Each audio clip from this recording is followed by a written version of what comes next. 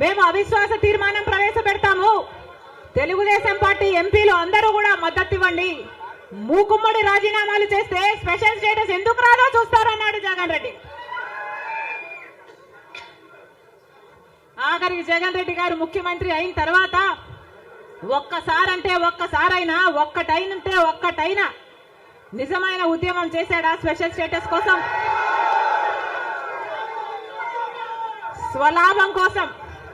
స్వలాభం కోసం రాష్ట్ర ప్రయోజనాలను తాకట్టు పెట్టింది వైసీపీ. ఈరోజు మనకు స్పెషల్ స్టేటస్ లేదు కదా, కనీసం ఒక ప్యాకేజ్ కూడా లేదు. ఉన్న ప్రభుత్వమైనా ప్రతిపక్షమైనా ఒక్కటంటే ఒక్క నిజమైన ఉద్యమం చేసింది లేదు. ఈరోజు మనకు స్పెషల్ స్టేటస్ లేదు అంటే ఆ పాపం ముమ్మాటికి చంద్రబాబు గారిది, ముమ్మాటికి జగన్ రెడ్డి గారిది. స్వలాభం కోసం ఇద్దరు ప్రజల ప్రయోజనాలను తాకెట్టు పెట్టారు. టీడీపీ అంతే, వైసీపీ అంతే, దొందే. అమరావతి రాజధాని అమరావతి అన్నాడు చంద్రబాబు గారు. సింగపూర్ను చేస్తానన్నాడు.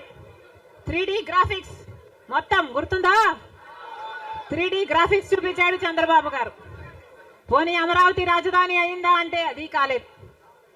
జగన్ రెడ్డి గారు వచ్చారు. ఒకటి కాదు 3 రాజధానిలు అన్నారు. పోనీ 3 రాజధానిలు అయ్యాయా అంటే ఒక్కటి కూడా లేదు. ఈరోజు మనకు రాజధాని ఏది అంటే ఏదో మనకే అర్థం కాని పరిస్థితి. ఒకటైనా ఉందా అంటే ఏదీ లేదు, ఒకటి కూడా లేదు. మరి ఏమి సాధించుకున్నట్టు? పోలవరం ప్రాజెక్ట్ ఎప్పుడో 1941లో పోలవరం ప్రాజెక్టు కట్టాలనుకుంటే సాధ్యపడలేదు. ఆఖరికి రాజశేఖర్ రెడ్డి గారు ముఖ్యమంత్రి అయిన 2004లో రాజశేఖర్ రెడ్డి గారు జలయజ్ఞంలో భాగంగా పోలవరం ప్రాజెక్టును స్థాపించడం జరిగింది. రాజశేఖర్ రెడ్డి గారు ముఖ్యమంత్రిగా ఉండగా పోలవరం ప్రాజెక్టు చెందిన కుడి ఎడమ కాలువల పనులు కూడా చాలా శాతం చేశారు రాజశేఖర్ రెడ్డి గారు. మన దురదృష్టం రాజశేఖర్ రెడ్డి గారు వెళ్ళిపోయారు. ఆయన చనిపోయాక మళ్ళా పోలవరం ఒక్క అడుగు కూడా ముందుకు పడలేదు. చంద్రబాబు గారు పోలవరాన్ని తాకట్టు పెట్టారు బీజేపీ దోస్తీ కోసము.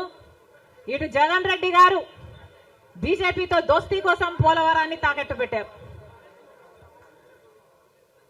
అంతేకాదు బీజేపీ అధికారంలో 10 సంవత్సరానికి 2 కోట్ల ఉద్యోగాలు ఇస్తామంది బీజేపీ పార్టీ. 10 సంవత్సరాలలో ఎన్ని కోట్లు వచ్చుండాలి? 20 కోట్ల ఉద్యోగాలు వచ్చుండాలి మన దేశంలో. ఆంధ్ర రాష్ట్రానికి కనీసం 1 కోటి ఉద్యోగాలైనా ఇచ్చిందా బీజేపీ పార్టీ? పోనీ 10 లక్షల ఉద్యోగాలైనా ఇచ్చిందా బీజేపీ పార్టీ? కనీసం 1 లక్ష ఉద్యోగాలైనా వచ్చినాయా? లేదు. ఆంధ్ర రాష్ట్రంలో 1 లక్ష అంటే 1 లక్ష ఉద్యోగాలు కూడా ఇవ్వలేదు బీజేపీ పార్టీ. ఉన్నవి కూడా ఊడాయి. బీజేపీ పార్టీ ఆ రోజు చెప్పిన మాట, రైతులకి ఆదాయము డబుల్ చేస్తామన్నారు. రైతుల ఆదాయం డబుల్ చేయడం ఏమో గాని రైతులకున్న ఖర్చులు 10 ఇంతలు పెరిగాయి. ఈరోజు అప్పు లేని రైతు ఉన్నాడా? అప్పు లేని రైతు ఎవరైనా ఉన్నారా అని ఎవరిని అడిగినా లేదమ్మా అప్పుల పాలైపోయాం. రైతు అన్నవాడు ఆత్మహత్యలు చేసుకున్నా గానీ ఎవ్వడు పట్టించుకునేవాడు లేడు. మరి ఎందుకున్నట్టు బీజేపీ పార్టీ అధికారంలో ఏం చెప్పారు? స్విస్ బ్యాంకులలో విదేశాలలో ఉన్న బ్లాక్ మనీ మొత్తము తీసుకొస్తాము, అన్ని పేదల చేతుల్లో పెడతాము అని చెప్పింది బీజేపీ పార్టీ. పెట్టారా? పేదల చేతుల్లో 1 రూపాయినా పెట్టిందా బీజేపీ పార్టీ?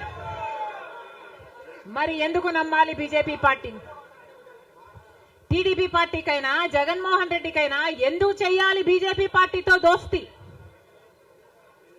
ఎందుకు వాళ్ళ ఎమ్మెల్యేలు, ఎంపీలు, రాజ్యసభ ఎంపీలతో సహా బీజేపీ పార్టీ తొత్తుల్లాగా ఎందుకు మారారు?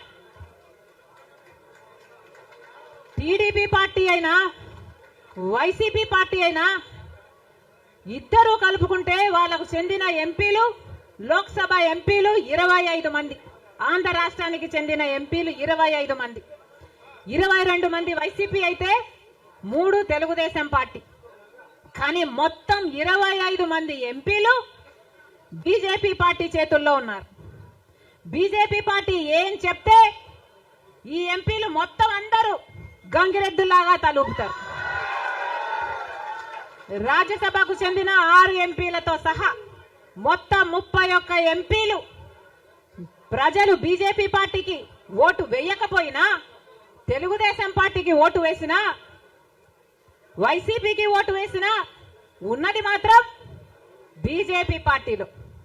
మరి ప్రజలు వైసీపీకి కానీ తెలుగుదేశం పార్టీకి కానీ ఎందుకు ఓటు వేయాలి? బీజేపీ పార్టీకే ఓటు వేయొచ్చు కదా. వైసీపీ కానీ తెలుగుదేశం పార్టీ కానీ ఎందుకు వాళ్ళ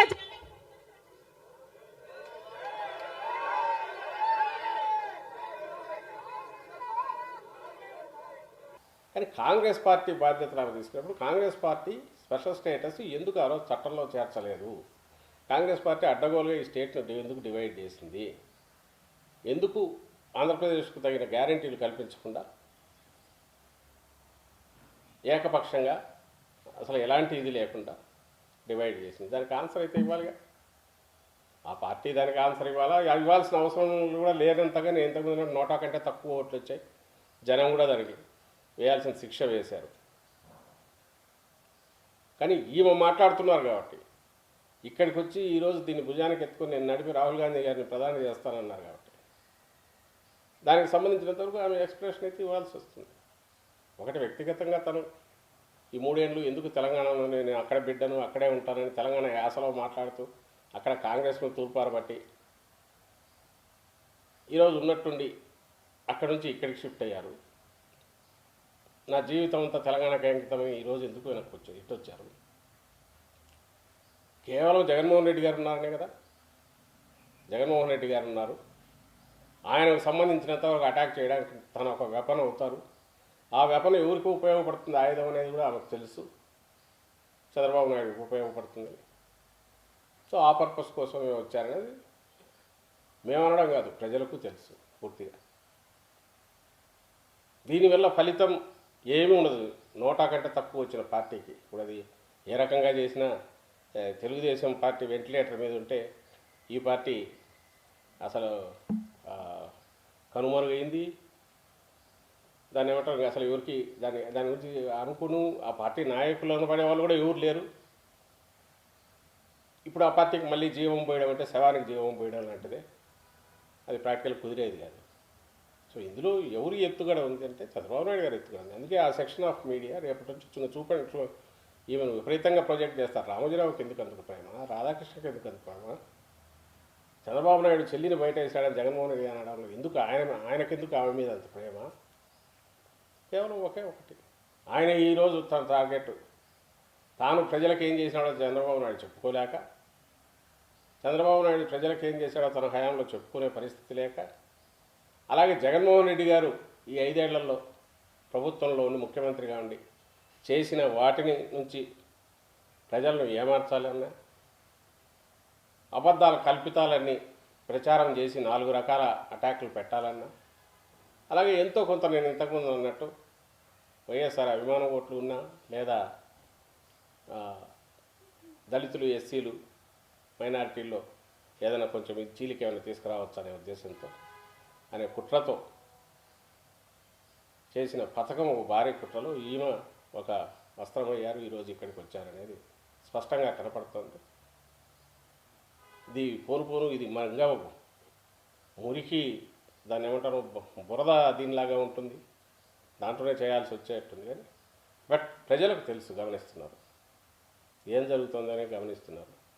ఎవరైనా కన్ఫ్యూజన్ గురవుతారేమో తెలుస్తూ మళ్ళీ చెప్తున్నాం. రాష్ట్రంలో ఉండేది ఒకటే కాంగ్రెస్ పార్టీ, అది వైఎస్ఆర్ కాంగ్రెస్ పార్టీ. హస్తం గుర్తు చేయి గుర్తున్న కాంగ్రెస్ పార్టీ ఎప్పుడూ పోయింది, అది లేదు. వైఎస్ జగన్మోహన్ రెడ్డి గారి చెల్లెలుగా, రాజశేఖర రెడ్డి గారి కూతురుగా షర్మిలమ్మను అభిమానిస్తారేమో, అది కూడా ఆమె పోగొట్టుకునే దిశగా రావడం ఈరోజు మొదలు పెట్టింది, అలాంటి అడుగులు వేస్తుంది అనేది ఈరోజు ఆమె మాట తీరు కానీ బిహేవియర్ కానీ చూస్తే అర్థమవుతుంది. అందుకు ఇంతకుముందు నేను అన్నట్టు జాలిపడడం తప్ప వేరే ఏం చేయలేము. ఆంధ్ర రాష్ట్ర ప్రజలు మాకు ముఖ్యం. ఆంధ్ర రాష్ట్ర ప్రజల కోసమే ఈరోజు కాంగ్రెస్ పార్టీ ఇంత పెద్ద కమిట్మెంట్ చేత ఏపీకి స్పెషల్ స్టేటస్ రావాలని రాహుల్ గాంధీ మనసులో ఎంత నాటుకుపోకపోతే మొదటి సంతకం అది పెడతాను అని మాటిచ్చాడు. కనుక కాంగ్రెస్ పార్టీ బలపడితేనే, కాంగ్రెస్ పార్టీ ఇక్కడ స్ట్రెంథెన్ అయితేనే ఇది సాధ్యమవుతుంది. ఈ దిశలో ఏ పార్టీకి కీడు జరుగుతుంది అని నన్ను అడగడం కంటే ప్రజలను అడిగితే ప్రజలు సమాధానం చెప్తారు.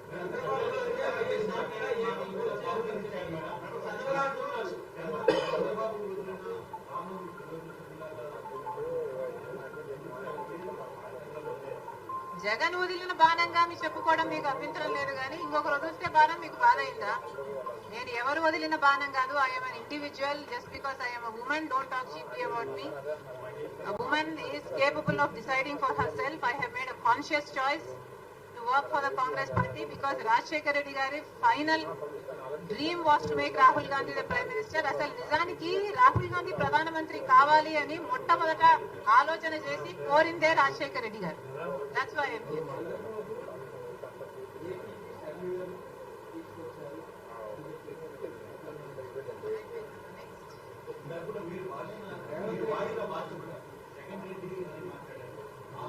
జగన్ రెడ్డి గారు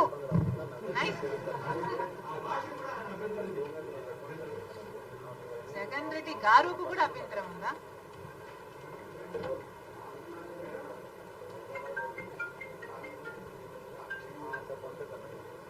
అక్కడ ఒక నియంతను దింపింది రాజశేఖర్ రెడ్డి బిడ్డ.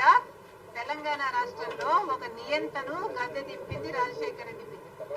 ఈ రోజు రాజశేఖర్ రెడ్డి బిడ్డ తెలంగాణలో పాదయాత్ర చేసింది కాబట్టి, ప్రతి నియోజకవర్గంలో తిరిగింది కాబట్టి, ప్రతి నియోజకవర్గంలో ప్రజా వ్యతిరేక తీరుని ఎండగట్టింది కాబట్టి, అక్కడ అంత యాంటీ ఇన్కంపెన్సీ క్రియేట్ అయింది కాబట్టి ఈ రోజు ప్రజలు కాంగ్రెస్ వైపు చూశారు.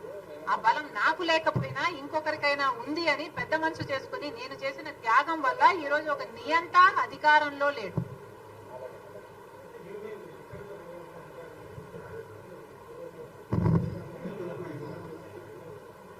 నిజానికి రీజనల్ పార్టీస్ కు చెందిన నాయకులు అధికారం లేకొస్తే నియంత్రణే అవుతారని చరిత్ర పదే పదే చెప్తుంది. అందుకనే నేను నా పార్టీ కోసం ఆలోచన చెయ్యకుండా, నా పార్టీకి చెడు జరుగుతుంది అని తెలిసి కూడా, సూసైడ్ అని తెలిసి కూడా, అంత పెద్ద త్యాగానికి అంత కష్టపడి కూడా నేను పోటీ చేయకుండా త్యాగం చేసిన దాన్ని నేను నా పార్టీ గురించి ఆలోచన చేస్తుంటే ఈ రోజు నేను ఇంకో పార్టీలో విలీనం చేసే దాన్ని కాదు.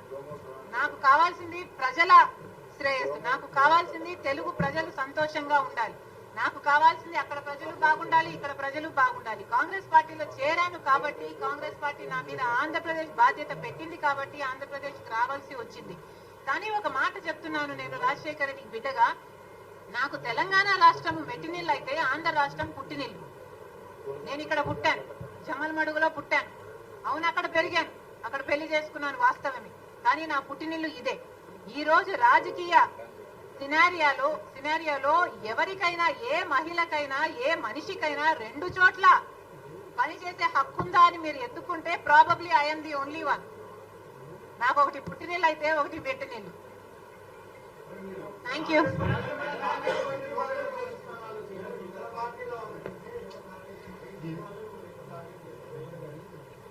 ఎవరికి ఎక్కువ భయం ఉంటే వాళ్ళు ఎక్కువ టార్గెట్ చేస్తారు. ఇందులో విచిత్రం ఏముంది?